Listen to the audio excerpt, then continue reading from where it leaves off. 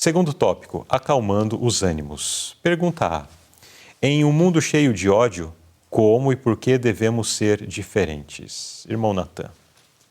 O texto do Tiago nos fala que devemos ser pronto para ouvir, tardio para falar e tardio para se irar.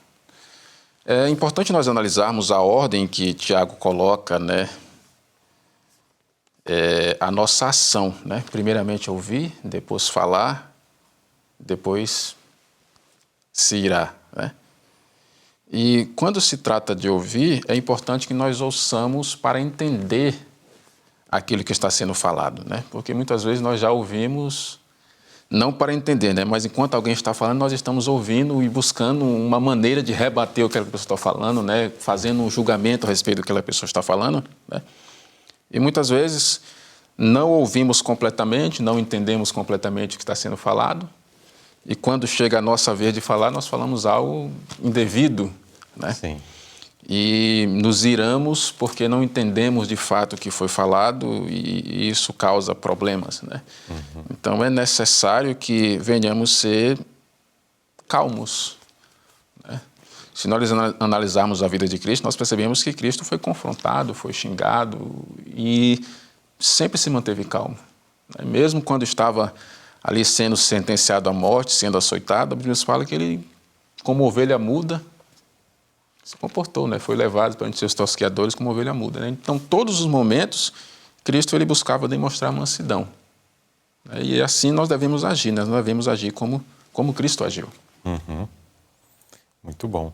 É natural ao ser humano essa forma reativa, Ele se sente ofendido por uma outra situação e então ele reage colocando para fora de si ou aquilo que as suas emoções o conduzem a realizar, E é por isso que nós temos situações de conflito, situações de brigas, enfim, acontecendo, pessoas tirando a vida umas das outras por conta de estarem dominadas por esse sentimento, Sentimento baixo, carnal, movido pelas incitações aí do inimigo.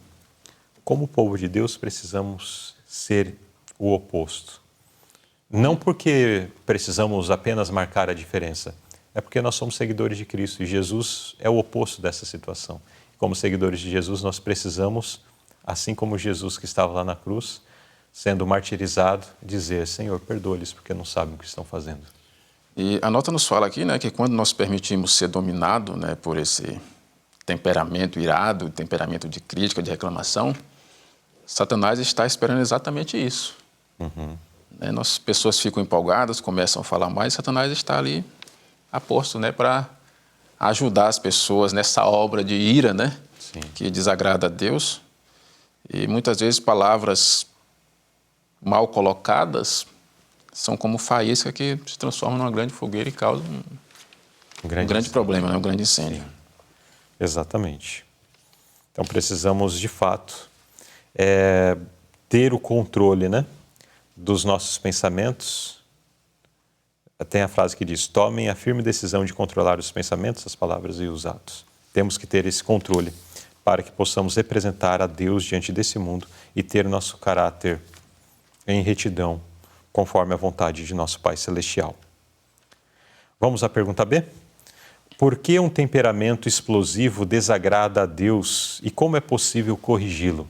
Como esse temperamento que nós estamos considerando já desde a pergunta anterior é um temperamento que desagrada a Deus. E como corrigir, Porque mais do que entender o problema é saber se tem ou não solução e qual é a solução. Tiago, no capítulo 1, no versículo 20, ele nos diz que a ira de Deus, a ira do homem não opera a justiça de Deus. Uhum. Então nós percebemos que a ira humana ela não está alinhada com o propósito e caráter divino.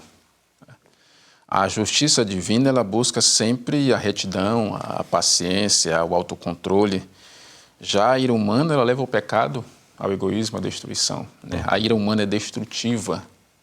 Então nós devemos sempre estar buscando seguir os passos de Cristo. O apóstolo Paulo nos fala que no que depender de nós devemos buscar ter paz com todos. Exato. Né? Então, nós devemos estar sempre buscando o nosso autocontrole, né? E muitas vezes as pessoas falam, eu nasci assim, cresci assim, eu sou desse jeito, né? E nós devemos buscar entender que quando Cristo transforma a nossa vida, nos transforma por completo, né? Inclusive transforma o nosso temperamento. Nós passamos a ser uma nova criatura, né? Em nossa maneira de se comportar, nossa maneira de falar, nossa maneira de agir, né? E então buscaremos, né? Devemos buscar cada dia mais a calma, né? Buscar a mansidão. Exato. Essa é a ligação que precisamos, né? A transformação necessária para que nós possamos, então, alcançar este autocontrole sobre as nossas paixões, que naturalmente são controladas pelo inimigo, mas ele precisa ser tirado do comando, né? Do centro das nossas emoções, centro do nosso raciocínio, e outro deve tomar o comando, que no caso aqui é Cristo. E quando agirmos dessa forma, ou convidarmos Cristo para fazer a morada em nossas vidas, a nossa vida será completamente transformada. O finalzinho da nota diz-nos assim: mas há esperança para elas, essas pessoas que têm dificuldades, são controladas pelas emoções, que esta vida tão atacada por conflitos e inquietações esteja ligada a Cristo, e assim o eu não exigirá mais o primeiro lugar. Elas devem se humilhar, dizendo com sinceridade: eu errei, você pode me perdoar? Deus disse que não devemos deixar o sol se pôr sobre a nossa ira. Esse é o único caminho seguro para a vitória.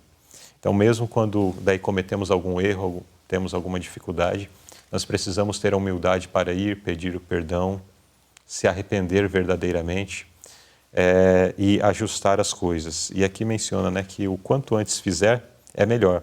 Por isso a expressão, não deixe o sol se pôr sobre a vossa ira. Que às vezes tem uma dificuldade, ao invés de já chegar e já conversar, já resolver, daí deixa passar, passa um dia, passa dois, passa uma semana, passa O problema mês, não se resolve, ano, só aumenta, né? o problema não resolve, cria partidos, isso se desenvolve e fica aquele problema agora alastrado, envolvendo muitas e muitas pessoas. Infelizmente, todos esses, se não se arrependerem, se perderão, né?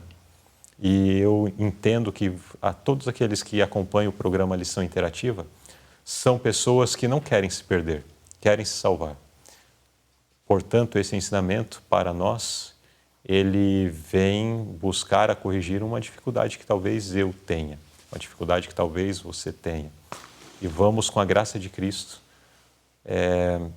resolver essa situação.